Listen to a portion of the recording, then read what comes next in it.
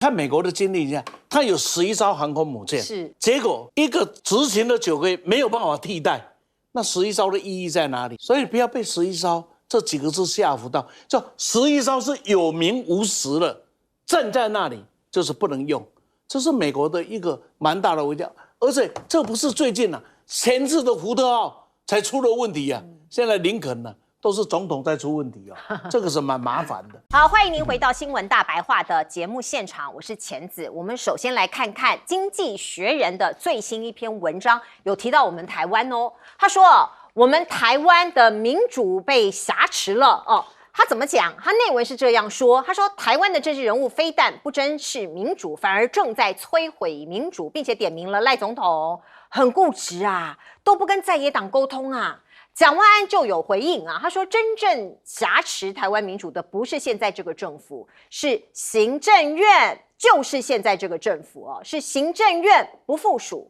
不执行国会3读通过的法律。所以你看到在国内两边拉锯的非常严重。不过民众可能更关心我们日常生活中的方方面面小事情，像是如果你住在北部的话，今天下午2点半有防空演习，你手机可能大响而且呢连不上网哦。所以我们看到包括国民党党团就在讲，他们在问，他说行动网络降速降到断网，他们质疑这是假演习、真戒严，应该公开成本以及成效。你为什么这么做？你的目的是什么？你收到什么样的效果？国民党是呼吁政府应该公开演练范围以及影响的对象，成本跟成效报告一并公开。这是必须的。那另外我们来看看国际上，普京也说了，他说北约渗透亚太增区内冲突的可能渗透亚太区，增加区域内的冲突可能，并且对俄国造成了威胁他指控北约有计划的不断的在我们亚太这个地区渗透所以我们这个地方很危险很可能造成冲突很可能会有军事上面的一个打仗所以我们要做防空演习嘛。那另外普京还干了一件事情，他登上了俄日争议岛屿这个地方叫做南千岛群岛，这是俄罗斯的一个说法的名称那在日本他们叫做北方四岛过去我们看到这2个国家一直都有争议那普京他第一次登上了这个争议的岛屿，行程第一站我们看到他是在这个地方的一个水产品加工厂。那当然这个画面都出来了那美国的退将就说，俄国打算提供解放军一个关键的技术可能会削弱美军在台海的作战优势。什么样的技术呢？这个技术叫做潜舰的静音技术这个很无法察觉到它偷偷的来，悄悄的走，会让中国的潜舰更难以被美军给侦察。各种的报道，观众朋友，我们来看看，还有一个比较新的行动，这是中国大陆跟印尼它在海军上面完成了台湾以东通航的演练那印尼这边是定调这是例行的操演，可是解放军的东部战区是说红河舰跟印尼来号完成了通航演训那这个当然我们看到印尼海军是不断的说，这个没有针对任何国家啦希望区域大家都安心没有，我们只是通航的演练。可是各种的演练其实都不是偶发的，一定是有目的性的。包括你看到我们的汉光演习，刚刚好就撞上台东外海的中印中国跟印尼的军演。那我们就看到有专家就跳出来说，这个是在剑指美日因为美日一天到晚都在演习嘛所以中国跟印尼也来一个联合的一个演练。那我们看到美国也有说话，美国国务院就说不要放大北京破坏稳定的论述他们说呼吁各国应该鼓励用和平的方式解决两岸问题，不要一直放大北京破坏稳定的言论。那我就要问了，放大这个言论不就美国最常做的事情吗？来，我们先请教盛峰老师。这一呢很多的信息值得大家讨论刚刚主持人所提的，第一个，断网的演戏绝对跟戒严100%相关。为什么？请各位回想一幕：假如尹锡悦宣布戒严的时候，韩国是断网的，你还可以看到李在明拿着手机一面转播，一面往国会去号召群众保卫国会吗？这一幕我看到了，民进党也看到了。民进党必然会想到，有一天当我要干什么的时候，我让你们是动不了的，是我能动，你不能动。各位，把它说成是戒严的准备，你觉得我们是推断的过分了吗？因为眼睁睁的历史就在南韩演给你看，而当时民进党对于尹锡悦的戒严是采取肯定的立场，你们忘记了吗？所以韩国王民进党做了一件全世界的国家都没有做过的军事演习里，既然把网给断了，理论上是不应该断，是应该让人民在这个危机的时刻里，甚至你要号召大家团结，或者让人民之间信息普遍，让社会的安定，更不应该断网，而且应该要固网。越是困难，越是战争的时候，应该是固网。结果民进党完全采取相同的方法，请各位想想，为什么说他为戒严做准备，绝不是在栽赃？因为韩国侯胜珍的例子就告诉你，没有断网，尹锡悦就成功啦。好，第二个就是北约啊，我也在这里以一个亚洲人的立场讲，假如美国有门罗主义啊，那我们也要说，北约你是凭哪一条？是因为你的欧洲的安全关系，你的欧洲的地缘生存关系，必须把手插到亚洲来的理由是什么？赖教授是专家，我这个半筒子的是想不出来，我不知道专家能不能解答。我不认为站在亚洲的立场，我看出北约有什么地缘的关系会把手伸进到亚洲不可，因此带来的危机。北约想好了没？请打开历史来看，第一次世界大战以前，请问亚洲打亚洲的，欧洲打欧洲，不，一战以后啊，是欧洲打欧洲，亚洲打亚洲的。之所以会北约欧洲的国家到了亚洲来，就是当年的殖民主义的时代。除了殖民主义时代里面，欧洲什么时候来染指亚洲？有必要来染指亚洲？难道你们准备要再殖民一次吗？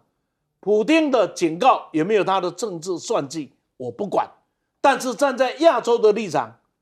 北约你的手伸太长，更讲难听的，你根本没有能力伸这么长，你也没有本事，那为什么要去干这一件事呢？难道北约的存在只是美国的走狗而已吗？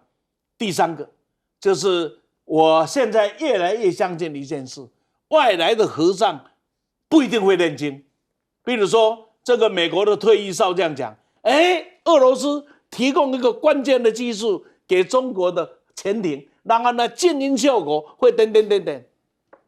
你的消息太慢了，中国大陆的静音短板已经在2024年彻底完成了，到2025之后一直到今天，有关中国大陆生产的潜水艇，包含它的推进方式，包含它的尾舵方式，包含它的健康，在096之后啊，大概已经可以是世界专级的。你这个时候讲，你是在讲旧闻吗？讲新闻，那已经不是新闻了。所以以后拜托，我真的希望国内啊，我们这个媒体在引用这一些外国的和尚在念经的时候啊，有时候经要念得对一点了，否则我们是不以为然。最后一个就是这一次中印在台东部的演习，是大家千万不要小看这一件事。那我简单的跟各位讲一下，它的中国大陆进行不同而同。那么有一个很重要的是，台湾假如是属于中国的一部分，是内政的问题，那你们就不要来管了。那这一个是中国大陆一直很坚持的一个态度。那我们来看看它怎么来进化进阶的。开始它只是表态一个中国，台湾是中国的一部分。第二个，它想方设法让大家来接受一个中国，台湾是中国的一部分。第三个，他开始用他的实力在外交巩固这样的一个做法，所以使我们在外交很多的动作就有很大的阻碍了。第4个，用军事，包含所谓的军演、环岛军演，还有呢警备巡航，用军事来表示我在我的领土上在行使我的执行权。那么这一次呢，是把外交跟军事，就是把一个意外的国家，东南亚最大的一个国家引进来，然后在这里进行的军事演习。你说印尼不懂来到这个地方的意义吗？那他不懂吗？他懂为什么参与了，这就是一个破窗的开始。所以我们一定要注意，中国大陆它是一步一步有计划的，把台湾这中国的一部分锁定的越来越紧了。就在我们汉光演习的这个时间点，我们看到中国大陆跟印尼做这样子的通航演练。那当然，印尼都是说没有哦，这个没有任何针对任何国家。可是我们要轻松看待吗？这个演练其实很明白了啊，因为我们也知道之前，菲律宾跟日本，他们不是说要片面的划定台湾东部海域的疆界吗？大陆马上就把他的海警船还有军舰就开到这个地方来。也就是说，台湾东部的海域，中国大陆事实上已经开始实施行政管辖了，那也就是他接管了。因为当时赖清德是表达欢迎嘛，那表达欢迎以后，大陆就说那对不起了，这是涉及国家主权的问题，所以台湾的东部海域，尤其是200海里的经济海域，目前大陆的海警跟军舰就在这个地方管理了啊。那要怎么让国际间都承认这个海域是归中国大陆所有？邀请外军来参加演习，这就是一种承认了。因为海军它是代表一个国家的主权它是最具有主权象征的。为什么？因为我们都知道，航空器跟航海器我们称之为移动的领土那这移动的领土，它就是一个主权的象征，特别是海军。所以，当中国大陆邀请印尼的海军到台湾的东部海域进行联合军演的时候，即使这个军演的科目很简单，也就是编队航行，再来加上打旗号，那么进行通讯的航行，可它还是一个演习。一旦是演习，等于是印尼承认台湾东部海域归中国大陆所管辖。那这样的情形就等于是打脸美国。美国在当时说不能片面的改变现状，但是它等于是打脸美国说片面改变现状的是菲律宾跟日本，然后赖清德默认。所以现在中国大陆要把这个海域要接管了。那现在我承认中国大陆有权接管这个海域，所以它还是守联合国的一个中国原则。然后台湾的东部海域归中国大陆所有，所以等于是台湾的所有的海域，包括台湾海峡都归中国大陆所有了。那这个情形，这个当然是很严重的事嘛。那我们应该要表达一些立场吧？你没办法表达，因为你赖清德当时表达欢迎的时候，你已经把这块的管辖权让渡出去了。那大陆说，那对不起，我没办法接受，所以大陆接管。你看现在日本的与那国岛的经济海域也没有了宫古岛的经济海域也没有了，因为中国大陆现在都接管了。为什么？当科研船都过去的时候，那就是代表你日本也没有了。现在中国大陆的船也在南部，也在巴丹岛这个地方开始，而且大陆的学者也开始讨论巴丹岛不归菲律宾所有的时候，你看菲律宾他也束手无策这代表什么？当这些国家在美国的煽动下都要片面改变现状的时候，现状就再也回不去了。大陆是全面性接管。我觉得这个当然是一件严肃的事情，但是事实上等于是大陆在管辖这整个海域了。那外国日本跟菲律宾跟美国就无从在这个地方里面再做文章。我觉得这是当然是一个大事情那另外，我觉得《经济学人》杂志对赖清德批判这次的刀下得很重，也就是等于是批判民进党跟赖清德就是台湾民主政治发展的破坏者、颠覆者。而且他要侵蚀、推翻台湾民主宪政、民主政治的一个发展，这个话是批得很重所以会对于欧洲、对于美国很多的这个挺台湾的、挺民进党的这些人，就等于是狠狠的打脸了美国的华盛顿的那些挺民进党的那些政治人物，然后也打脸了欧洲的一些议会里面挺民进党的那些议会的这些政治人物都打脸了，因为这个脸打得很重。为什么？因为他直接说了，赖清德就在破坏台湾民主，在颠覆台湾民主。所以跟赖清德站在一起，跟民进党站在一起的那些欧美的政治人物，都被这个《经济学人》杂志严重的批判。他的逻辑很简单，政治理论也很简单。赖清德的得票率只有4成就不代表绝对的多数，所以他有合法性，可是他没有民意的正当性，这是第一个。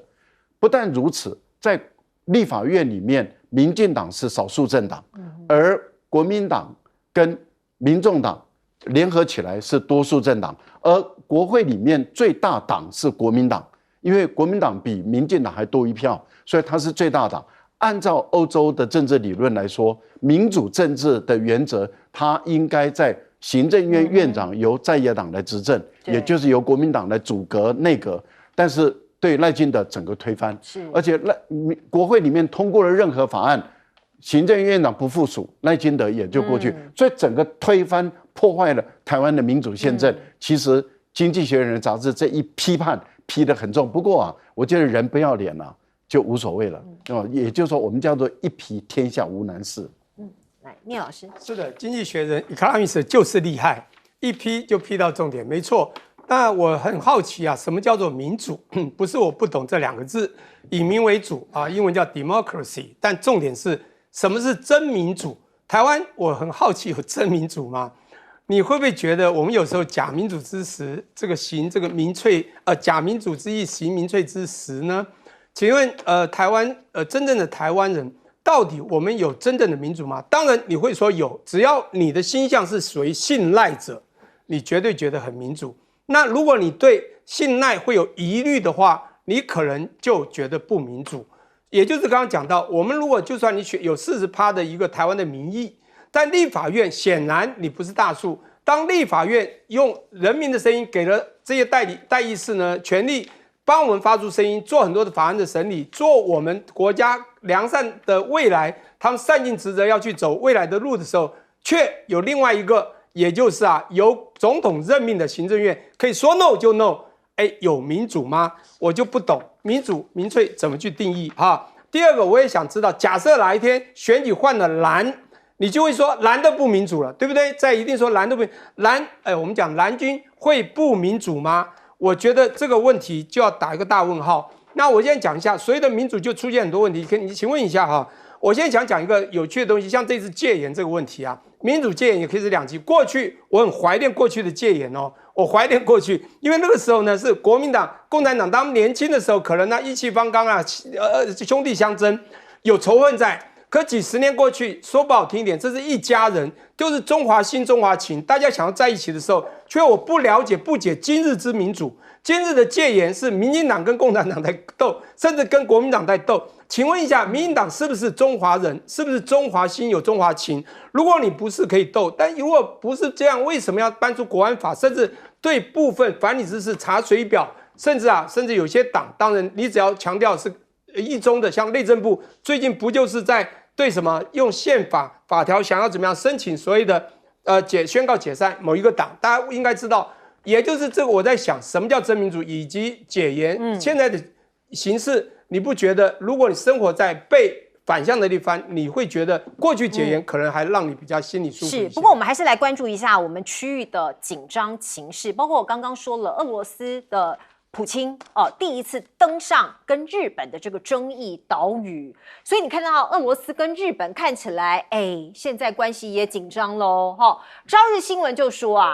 普京本人直接针对南千岛群岛，也就是日本说的北方四岛的领土问题表态，非常罕见呐。他在讲话中单独点名日本，明显是向日本政府发出的讯号所以日本现在非常的警戒。还有一件事情，我们看到俄罗斯的侦察机连续2天，过去的10号、11号，在日本海皆由欧亚大陆的方向飞过来之后，沿着日本海向西南飞行，并且在京都府的外海附近折返，再朝北方飞离。所以日本航空的自卫队有派遣战机紧急升空应对所以你看到像这样子的一个对峙啦、紧张也好啦都凸显了日本现在在高市早苗首相的领导之下，他的对外关系，特别是对中国大陆还有对俄罗斯的关系极为紧张。包括你看到8月15号，外界都在猜高市早苗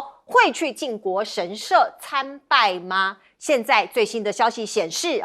高市不会出现这个所谓的8月15号终战纪念日当天，他不会到靖国神社去进行参拜这是最新的消息。他也怕引发更激烈的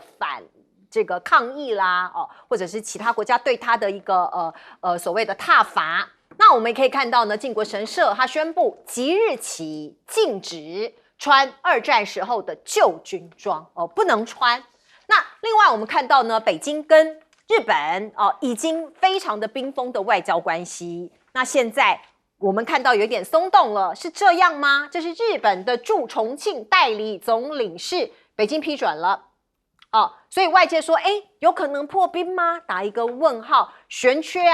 是由西海茂洋去作为这个日本驻重庆代理的总领事。我们看到高市早苗非常积极营对外关系，尤其是对美国的关系在外交上面的一些布局。可是对内包括这些商人其实有很多的怨言来自于日经的一个报道说这些商人他们去访问了日本的企业，他们说我不清楚首相在想些什么，该怎么样推动政策落实呢？因为他上任之后企业高管经常在谈论，私底下在交换意见，就是跟日本之前2位首相相比，高市早苗跟企业经营者的会晤比例更低。包括岸田文雄，你看他在位的时候，经常跟企业界的人士做意见的交流。石破茂也一样199人，高市早苗是最少的。那我们也可以看到，包括对岸的今天最大的头条新闻也登上了微博的热搜，就是朱镕基过世了。他是中国大陆的前总理，并且有一代经济沙皇之称。我们来听听看过去朱镕基曾经说过的话。我只希望在我卸任以后，全国人民能说一句，他是一个清官，不是贪官，我就很满意了。好，朱镕基是98岁的高龄离世的。他在中国大陆一般很多人对他的评价都很不错，包括他说我期许自己是一名清官，而不是一名贪官。他还曾经讲过一些名言，他说我在这里准备了100口棺材，99口是留给贪官，1口留给我自己。而另外呢，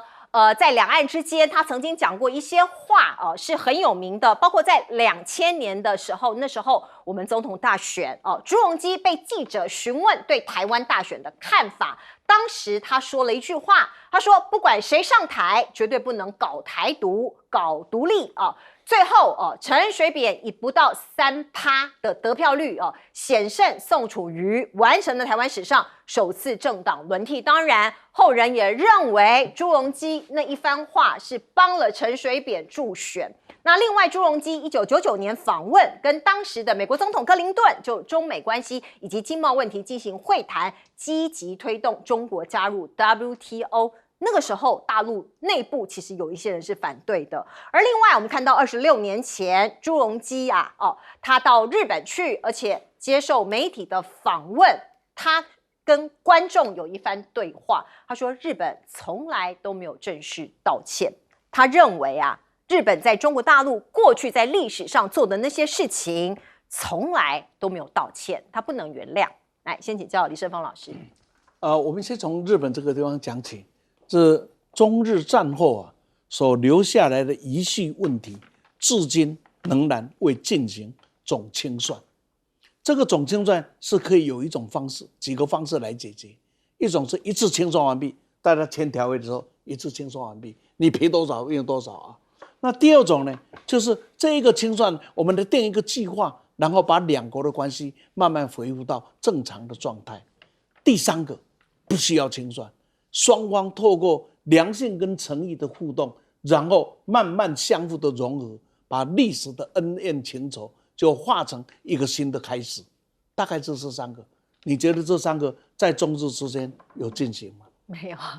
本来后者是邓小平的希望。所以大家讲说，我们把它放着，让下一代人用聪明的话解决。结果没想到下一代出了一个蠢蛋，叫做高市早苗，再把问题整个都弄坏掉了。那么这样的情况下会进行清算的。所以朱镕基的这句话是代表了中国人对于二战以后中日之间的清算问题是没有解决过的，不是要你一直道歉，因为你从来没有真正的道歉过。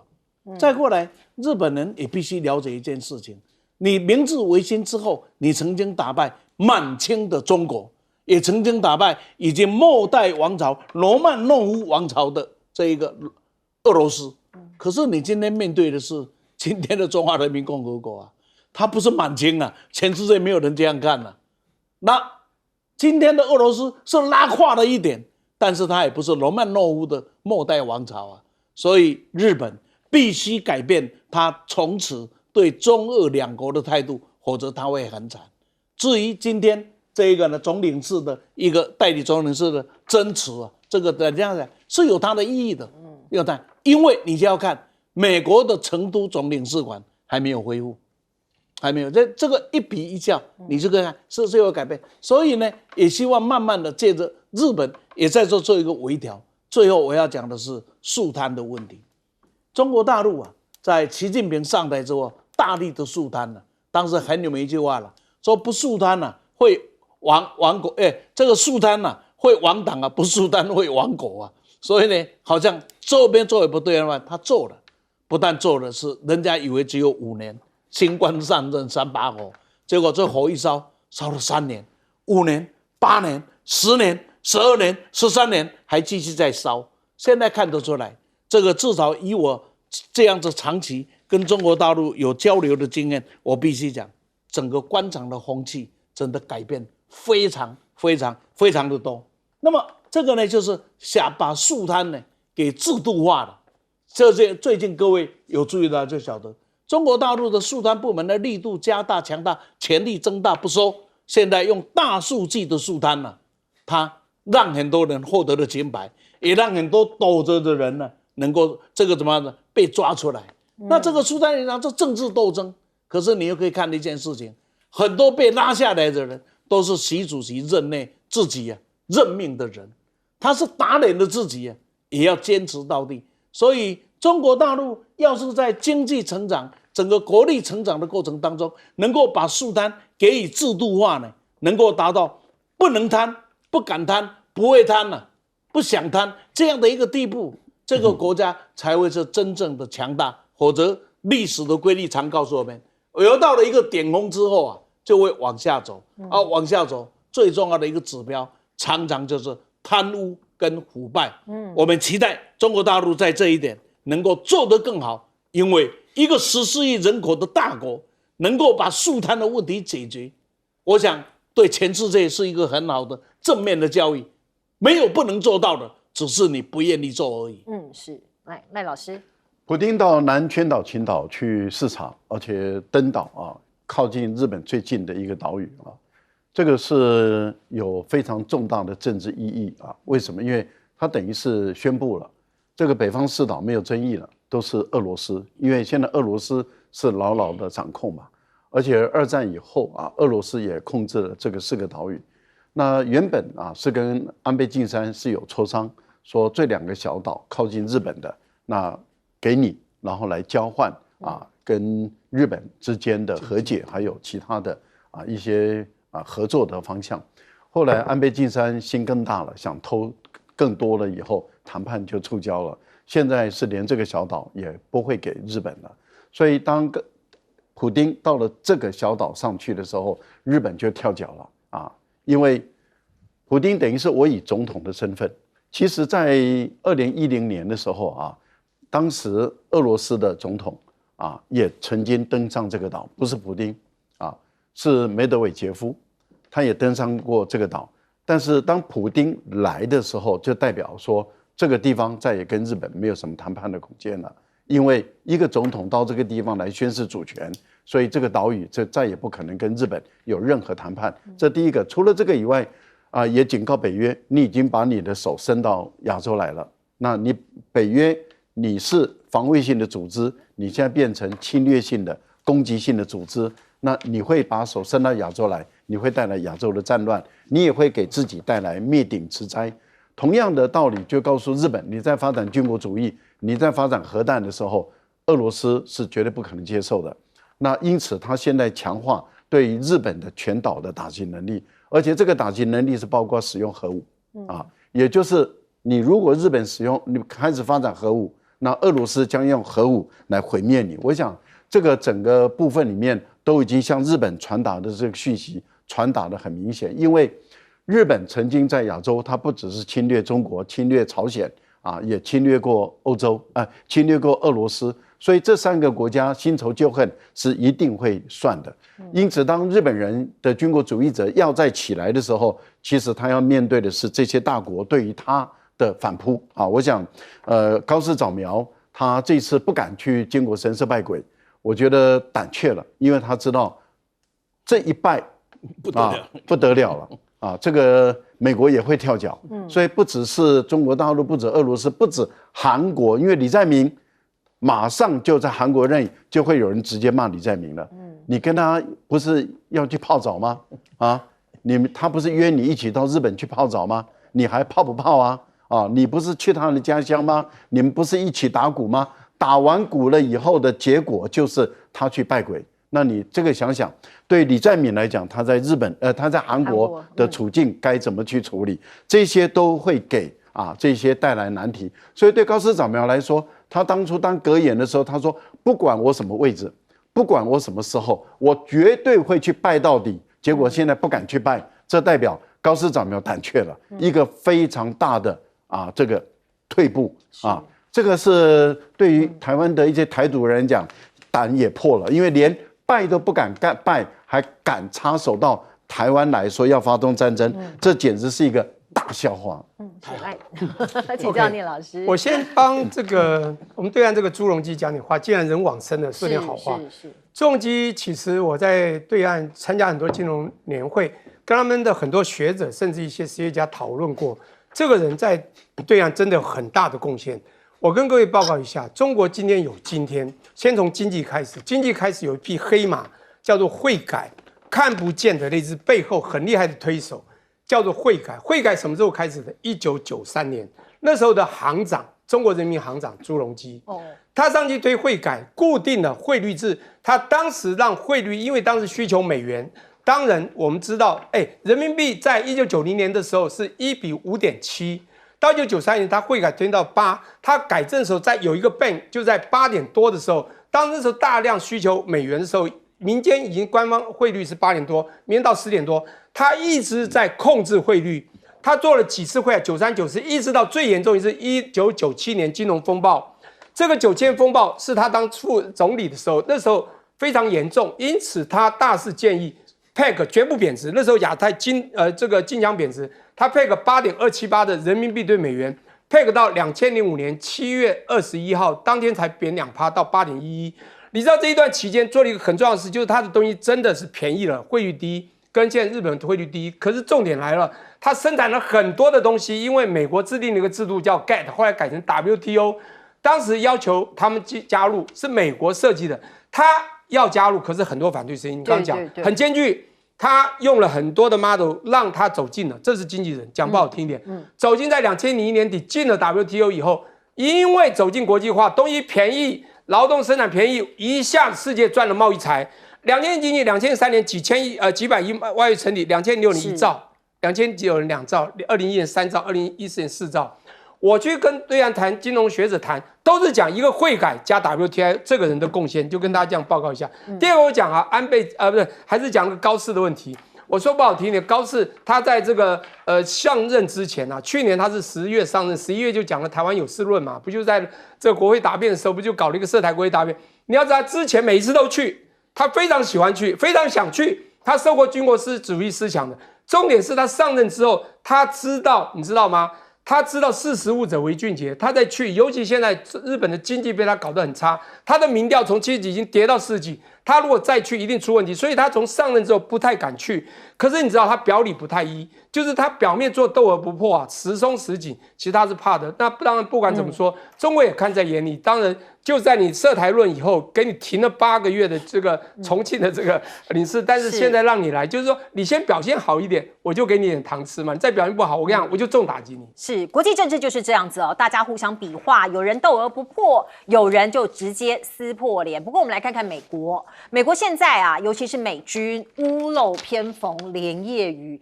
现在武器的库存已经不够了，可是偏偏在这个时候，我们看到一架阿帕奇军用直升机在执行任务的时候，在德州坠毁啊。很不幸的，机上2名陆军的官兵殉职了。那现在原因到底是什么？我们并不知道，都还在调查当中。那另外，在土耳其的美军基地也有一架 F-16的军机坠毁啊。透过画面你可以看到，这是在执行训练的时候啊，在土耳其西北部亚洛瓦省第18空军基地附近坠毁了。同样，现在所有的事故都还在调查当中，我们不知道到底发生什么事情。不过有一项消息，大家可以来参考看看。美军3大主力引擎现在全军覆没了，所以空军发布了征询书，寻求新的供应商。包括你看到已经问世了20年的 F135这个引擎啊，其实是不错的。可是量产20年的后，现在他们说没有办法照美军的要求哦，在指定的时间，我说你明年后年可不可以给我？他不行会拖来拖去的所以2023年到2024年期间，甚至没有一台引擎可以准时交付这个问题非常的严重所以现在方方面面美国都可能要仔仔细细的把脉了。而另外这个问题在我们新闻大白话其实讨论非常多次，也就是林肯号已经250天没有靠岸了，现在舰上的5000名官兵压力破表，说是多人试图跳海轻生，很惨因为他在美伊战争期间嘛在海上部署所以已经创下纪录的9个月没有办法靠岸所以呢过去有9个月了，那现在是250天没有靠岸。近日传出部署期间发生多起官兵试图跳海事件，甚至家属表示有人传讯希望明天醒不来。这个光是这些文字的叙述，我们就觉得好可怜这个真的是压力太大了啦。那另外我们看到这是5000人挤在海上监狱，因为他没有办法靠岸嘛，就像监狱一样，你补给各方面吃的也很差我们看到他断粮断水长霉菌，有人彻底崩溃。有一些官兵他就抛出他们吃的东西，大家看一下，玉米饼2片，上面看不出来是什么样的菜还是肉就是一坨在那里。那也有人说洗衣设施停用数周，淋浴区长满霉菌，有人就感染了所以现在这个问题怎么解决我们也不知道。不过这个伊朗战争都还在打嘛，那我们看到包括川习会这个9月底可能会进行，可是美中投资委员会就有一些人就会很紧张，因为还没有启动磋商，所以美中贸易全国委员会会长这一位先生斯坦他就说看起来双方没有准备好跟私营就是民间的企业展开讨论，所以他们也蛮担心的。而另外呢，我们看到美国对于中国大陆的出口管制非常严格，这个大家都知道，不断的增加很多的 item， 说这个不能出口，这个不可以让中国取得。可是私下很多企业都说美国它管制归管制，可是中国全部买得到，你就白管制了，而且会降低你企业的一个竞争力。那另外我们刚刚提到伊朗的问题我们现在看到这个敏感的时刻，中国大陆跟伊朗稀土合作展开了。这是北京派了科学家到德黑兰砸3万人民币补助，就每一个人给他补助每一项计划那总共有7项左右的计划，他们会有一些稀土上面的提炼探勘这些，还有先进材料跟新型传感器的合作领域。那我们看到伊朗虽然他在打仗，可是他们的央行行长就讲，我们即将加入金砖银行他们对于制裁这件事早就习惯了，制裁太久了所以他说，如果你美国想要靠封锁让他们低头，这件事情是很难达到目的的。来，请教老师。美国最近的军事意外频传不管是在本土的像 F-35战机有跌了好几架，摔了好几架 ，F-16的战机也摔了好几架，这次已经是阿帕奇的攻击直升机，而且摔得很惨，因为过去2位飞行员过去他们都可以跳伞这个求生都成功飞机栽了，人活着，但是这次是2位当场就罹难了就是马上就阵亡了。这个代表美国本身由于它的军事的行动，所以他们的军事的压力很大，后勤的保养有问题，还有训练纪律有问题。另外一个部分就是他们很多的飞行员很有可能，或是很多的军人，他们不愿意轮调到中东地区去打仗，他们本身的一些做法就造成了很多的这个问题。我们看到中东地区从2月打到现在，过去你还记不记得这个福特号航母？对，不是造成首先发生的就是普遍性的水管堵，那个抽水马桶堵塞，这个很明显的就是人为的，有计划的，也就是说大量的破坏让他没有办法赶赴中东地区，然后返航，但是他们还是要赶过去，最后是靠在码头回到希腊那边去维修。然后我们也看到他们的洗衣房大火，这一火一烧掉了很多的官兵，他们的寝室都烧光了。那目前来讲，这个福特号航母它没办法发挥战斗力，已经在等待维修。可是林肯号为什么又8个月没有办法让这个它返航？那就是代表美国的航母不够用了也就是说亚洲的航母，例如说亚太司令部的航母，他怎么可能愿意说我的航母跑去这个中央司令部来作战？他一旦过去的话，他的在亚太地区就空了，所以他本身留着的航母不愿意走，欧洲的航母也不愿意放，那本土的护卫本土的航母也不能放，所以能够轮调的到中东地区中央司令部的航母就很有限了。再加上福特号已经烧了，那现在怎么办？就是航母不够能够来接替。所以就是林肯号就一直在那边服勤。美国的航母有经过很科学的还有经验的验证，就是他们的航母的最大的服勤时间6个月，可是它又超过了。福特号超过6个月以后，就抽水马桶系统性的被破坏，洗衣房被火烧。现在林肯号航母它在那边强度的这么高的执勤，超过6个月以后，小兵。那是8层楼高航母的高度是8层楼高，它跳下去稳死无疑不要以为那个水在这么高空跳下去8层楼的时候，那就跟坚硬的地板是一样的，一摔就没了，所以一定是死的。那你想想看，为什么这些水兵宁可要这么高的情况都想往下跳？就是他受不了了，他精神已经濒临于崩溃的一个地步。那要崩溃了，为什么会崩溃？观众朋友，你想想看，您在一个航母在那边生活，高强度的生活，然后吃也吃不好，睡也睡不好，然后无止境的不知道在做什么，然后被困在那个地方，那个比监狱还是监狱所以很多的水兵都已经到了极限。我们判断了，现在其实美国他们最担心的是什么？不是说水兵自我了结他的生命，他们最担心的是他开始进行破坏。而他的破坏如果是要让整个航母瘫痪的话，那个就严重了，那个损失就非常大了。好，我们请教李胜峰老师怎么看，包括美国的军力，以及现在伊朗跟中国大陆合作了。是我这样看，这个看美国的军力一下，它有11艘航空母舰，是，结果一个执勤了9个月没有办法替代，那11艘的意义在哪里？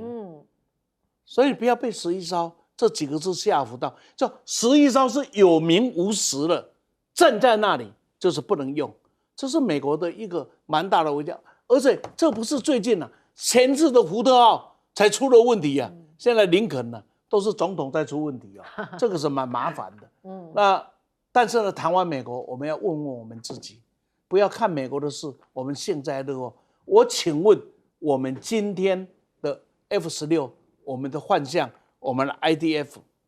比起美国今天的现况，你觉得我们又好到哪里去？我们现在所有的海军所存在的军舰，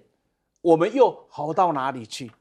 而相对于我们把视为敌对势力的中国，这个中共解放军，相对的情况下，那又差到哪里去？这个时候我们还在搞什么？备战啊，抗中保台，你觉得我们有面对现实吗？假如美国这样的军工强权所支持下的美国都成这个样子了，我们还能剩下有多少呢？紧接着我们就来看战争打的是什么？我现在我有多大的能力？第二个，当我受到伤害的时候啊，我有多大的补强力？第三个就是我的后勤有多大的支持力？这一个里面告诉我们，11艘航空母舰是有名无实啊。第二个更严重的是什么？它海上就在那里，它的补给是安全的，因为它的补给线没有变。可是显然看到补给是出问题了，所以才会出现原来是所有的军种里面吃伙食最好的，除了飞行员之外，应该是航空母舰的是最好的。那最好的航空母舰的饮食会出现刚才主持人所提出来的那样子的景面，表示美国连后勤现在都出了很严重的问题。后勤有问题，然后呢，后面的生产又有问题，请问这个仗怎么打呢？所以啊，期待美国来保卫台湾的，请你也看一看这些现实的问题就摆在那里。实在讲起来，我们面对的压力啊，不要笑美国，我们面对的压力只会更多，没有更少。好，现在美伊战争还在打，不过中国大陆跟伊朗有稀土合作，请教老师。中伊稀土合作，这不叫稀土合作，我这样讲好了，美国应该看在眼里是牙痒痒的啦，眼睛应该会有嫉妒及羡慕之心。现在这样讲好了，从合作的角度，合作机构他们都是叫做 NSF 啊，叫 National 的 Science 的Foundation。这是用基金会的名义，都是以国家科学为主哦，这很重要。2006年8月，他们是联合公告了这个一个重要讯息。这是什么重要讯息？合作机构稳定，然后要资助，资助以后，他对你资助的对象啊、产品以及什么样的类型的会议，他都讲得很清楚。而且每一项都补3万人民币，虽然不多，只要补助就是推动它发行。你可能是小的，他要两边合作，也就是中国现在知道，它握有全世界量最多，然后生产量也最多，储量多，产量多，经济也高的，他去帮你西方定它叫邪恶轴心，他去帮伊朗，这个跟伊朗合作，伊朗是非常高兴的。当然，伊朗它有它自己的优势，它有它这样的技术，它协助它开采，对中国也有优势。当中国协助它，对它来讲，以后的美国想要拿到世界霸主真的很难。所以美国现在怎么办？他想去霸主，但是实力一直在锐减，制造业空洞化。刚刚讲叫福特号好了，对。我一讲，我第一次知道中国山东号、辽宁号、山东号，最后的福建号的时候，我当时第一个说有什么了不起？刚开始的时候啊，2艘第一个出来的时候，美国11